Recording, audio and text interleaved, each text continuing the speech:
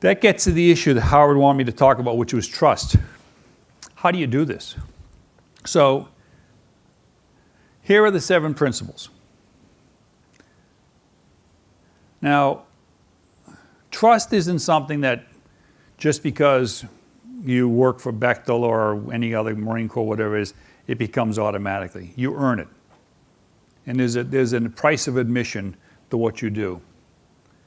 And so when you come into an organization, you're not automatically, or you should not be automatically accepted as one of the team. You have to work your way into the process.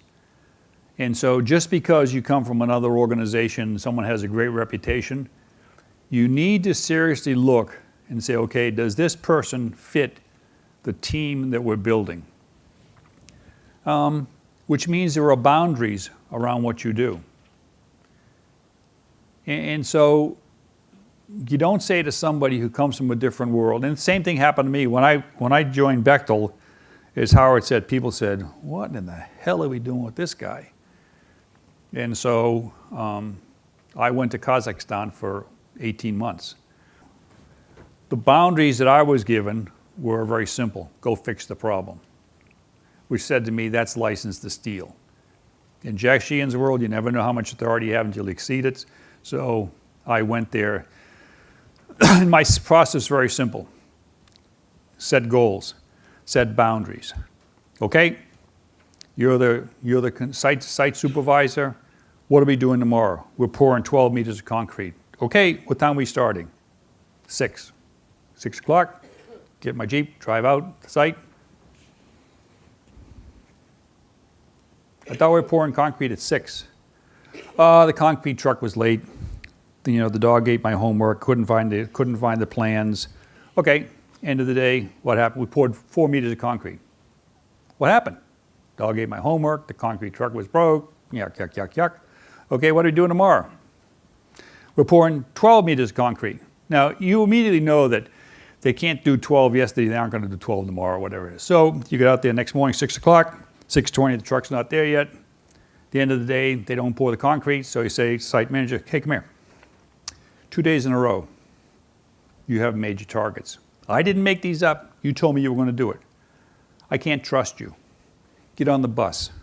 Go back to the UK. You can't fire me. I just did. Get out of here. Turn the job over to the deputy. And invariably in every organization, there's somebody who's beneath that person who's a non-performer who wants to do the right thing. Give that person a chance.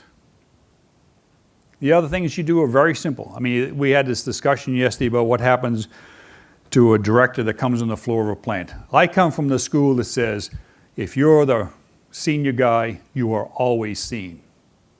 So my rule was, after I got done working out at 4:30 or 5 o'clock, I'd go to the mess hall. I'd eat with the workers. I knew how many calories they were taking. I knew what they needed because at that particular time of the year it was minus 10 in Tengiz. I ate the same food that they did, talked to one or two of them, but I was always seen. 2 o'clock in the morning, I'd go to the clinic because there's supposed to be a doctor on duty. Doctor wasn't there, I'd wake everybody up. Say, hey, where's the doctor? Well, he's asleep. What's he supposed to, what are we paying him to do? He's supposed to be in the clinic. Get his ass into the clinic. And oh, by the way, you're a supervisor. I want you to sit with him for a week. So there are consequences for not doing what you want to do. Now, I'm not talking about being a full-time jerk. Obviously, what you have to do is provide reinforcement to people who are doing well, but conversely, consequences for people who are not performing. Not performing, not because of any other reason, because it's affecting the people who are doing the work. You can't ask a Turk or a Russian to come to work in a place that's unsafe. You can't ask anybody to go to work at minus 10 without enough calories in their system to keep from becoming hypothermic. And what happens is, if you don't do these kinds of things, the managers who are supposed to do that, you give them a chance to say, look, this is your work crew. Why aren't you there? And if they give you an excuse, that you know is bullshit, you say, get on the bus. I don't need you. I can find a Russian who is both cheaper and more interested in his own people than you. Trust is tough. One of the things that organizations do, that I've seen, civilian organizations, private organizations, they don't know how to fire people because they allow the HR department to drive the process. Now, I understand there are all sorts of rules that you've got to go through. But if you don't make people who are first-line supervisors do an evaluation on a person to tell them really how well or poorly they're performing. Now, this is assuming that what you have done at the top in terms of direction, competence, mission, gets translated all the way down. And the same thing in the SMEAC business. What's the mission? Who's doing what? So people know what they're supposed to do. I mean, you can't blame people who aren't told what they're supposed to do if they don't do it. But if that condition exists, then you have an obligation to say to them, okay, at the end of the month, I want you to write an evaluation that says this person is incompetent or is in the wrong job or needs to go to school, whatever it is. I'm not all for execution. I mean, I believe in executions periodically, but as a rule, you ought to periodically also go through the process of training people, retraining people. Because there's a lot of good people out there who are given the opportunity of pointing out their shortcomings, they'll rise to the occasion. And so anyway, that's tough. So if you go through the Bechtel system and you read the evaluations, 93% of the evaluations in Bechtel all say this is an A player. Bechtel does not have 93% of the people are A players. And so if you want to get rid of somebody, you say they're a B- player, which makes them still entitled to a bonus. And so what you do is you pawn them off to another business line. You are doing yourselves a disservice. More important than that, the people who are on the floor, whether it's the engineering floor or a construction site, know what you're doing. And so their reaction is, why should I work on discretionary performance when this jerk over here who does nothing still gets a bonus at the end of the month or at the end of the year? So it's incumbent on a team building process, especially in the trust side, that you deal with people on a face-to-face basis. Positive reinforcement and negative reinforcement. And this is hard to do. A lot of people don't know how to do it. Trust needs touch. Most of the people that I deal with in my current, I don't know what the hell I do now, but I mean, it's, you go into an organization, they say, hey, could you look? And so the common coin of the realm is an email. I send Howard an email and say, Howard, you pissed me off, and I capitalize P-I-S. Howard's supposed to understand that. Now, he says, okay, I'll get to it. But let me tell you something. If I walk down to Howard's office and say, hey, Howard, come here. What are you doing? You know you weren't supposed to do this, but you did it anyway. That type of direct communications is far more effective. Now, one of the things that I would highly recommend you as leaders do, not manage you, go do what the hell you want to do. But I mean, you're a process person, so you don't fit in my speech today. But if you're a leader and you don't allocate time to walk the floor, to talk to people, to listen to people, and talking to people is a learned skill. There are some disciplines just can't do it. They didn't grow up that way. IT people have a tendency to not do this well. They communicate with each other through email, as opposed to going out.